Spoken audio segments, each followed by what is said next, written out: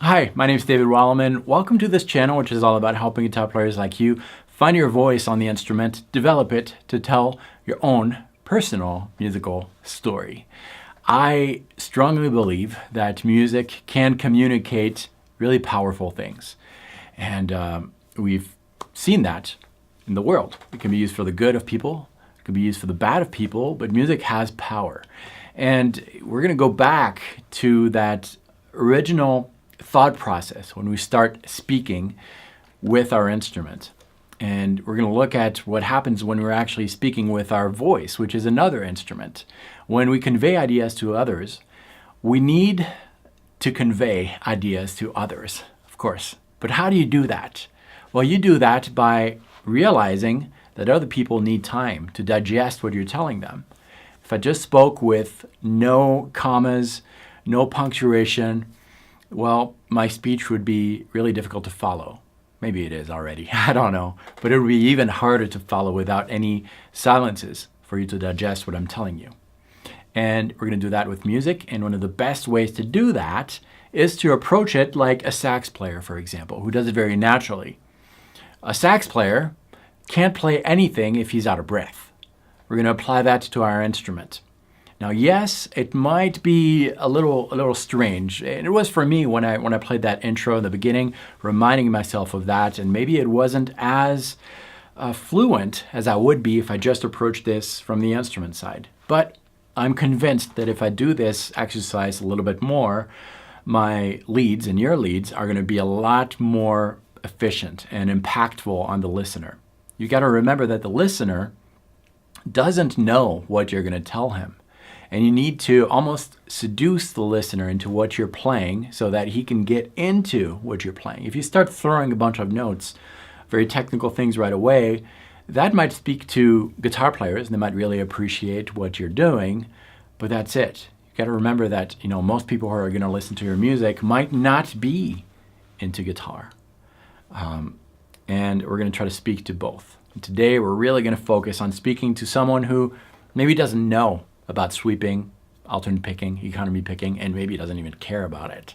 We're going to go to the essence of music by developing simple ideas using our breath and, of course, our fingers and this instrument, which is going to replace our voice. All right, grab your guitar.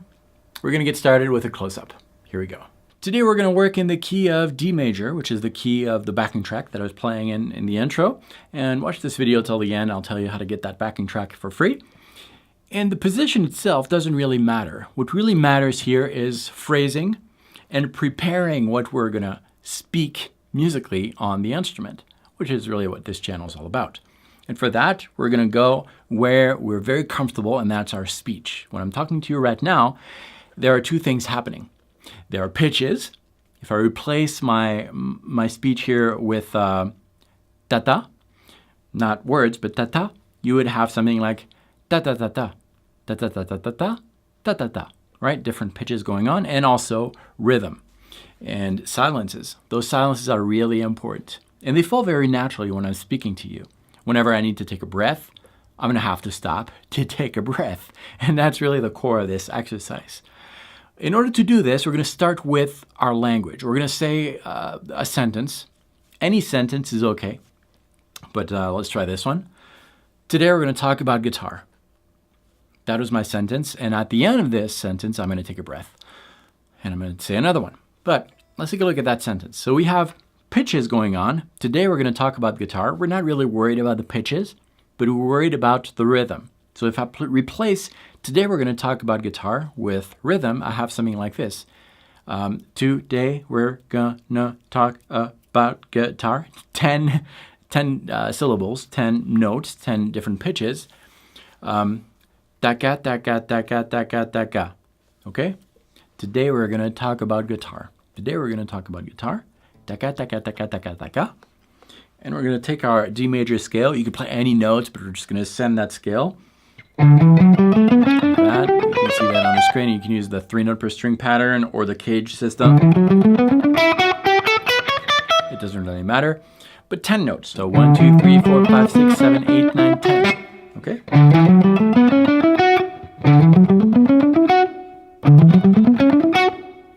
take a breath and say another sentence.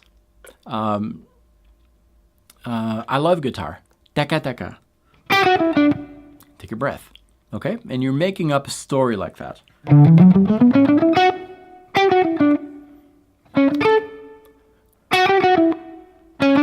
Okay, so what happened there in my mind, I'll give you a glimpse of what's in my mind. I was basically speaking, so the words themselves don't really matter, but speaking rhythm motifs. La la la la la la la. Taka taka. Taka taka taka ta. Taka ta. And the breaths are where we're going to stop playing. So what you could do is, as you're playing some melodic ideas using that D major scale, you're gonna make some sound. Take a breath. Whenever you hear the that's when you're playing something.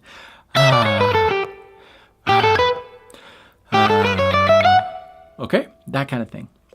And this is really, really important. It sounds weird, it's going to be strange, but it's really going to teach you where those breaths need to happen. I'm going to do it without the so that your neighbor doesn't think you're watching something that is not a guitar lesson. But this is what we have.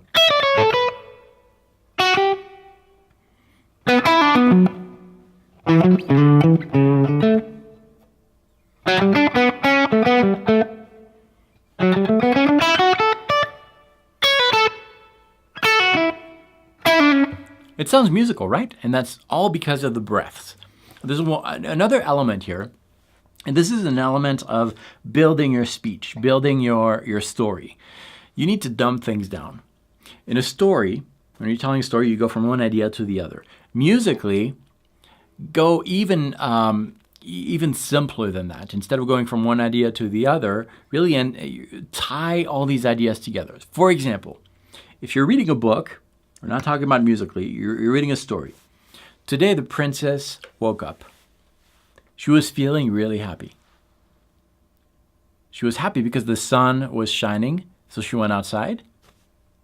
She put her hat on, sun hat, and so forth. Okay, now let's take that story and dumb it down. I promise there is a point here. Today, the princess woke up. She woke up because she was rested. Oh yes, she was rested. She was rested because she had 8 hours of sleep. See how I'm really taking that idea that she was sleeping and she was resting and made a few sentences out of that.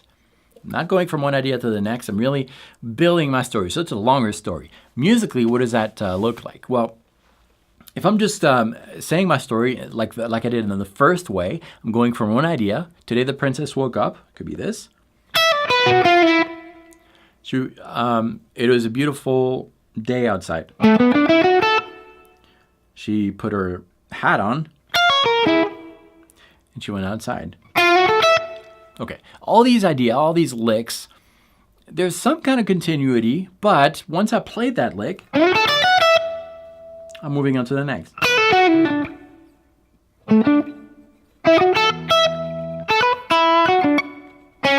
Okay, we're going to do it a different way. We're really going to insist on an idea. So if the idea is today the princess woke up, we're going to insist on that. Say it a different way. She woke up from a long sleep. A long sleep that she really needed. So basically, I'm taking the end of an idea, for example, this. I'm going to repeat the end to remind you what I said, and then do it again.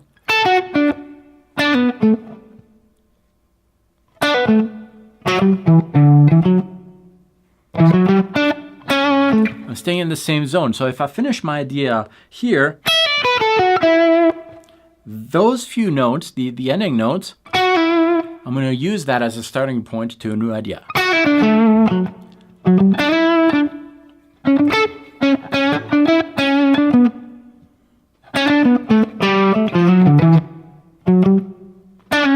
So there are two things happening. There are the ideas that are tied to each other, but there's also the silence between the ideas that you're working on with a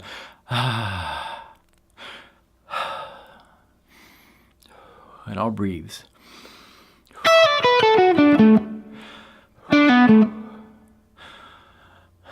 Catching my breath.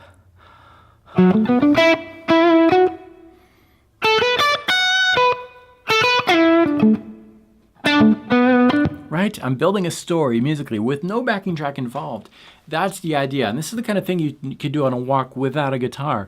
Learning how to build an idea with your rhythm, your breathing, and the development, which is taking a lick and starting it again from the end.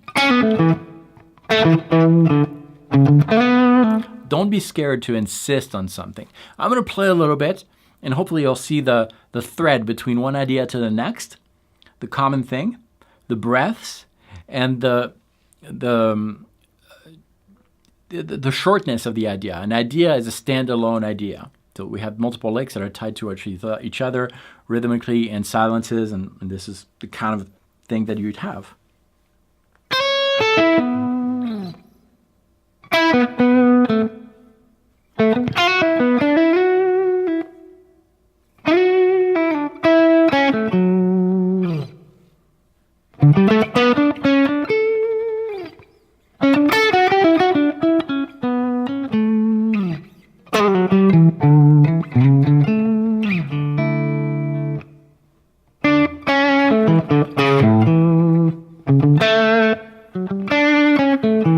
And all this is very organic. It's not something that I've learned. It's not that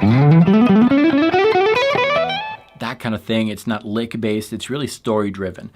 I really encourage you to try this on your own with a backing track, without a backing track. And I really think that it's going to pay off in your improvisation and teach you things about yourself that you might not know yet. And if you find something cool that speaks to you by doing this exercise,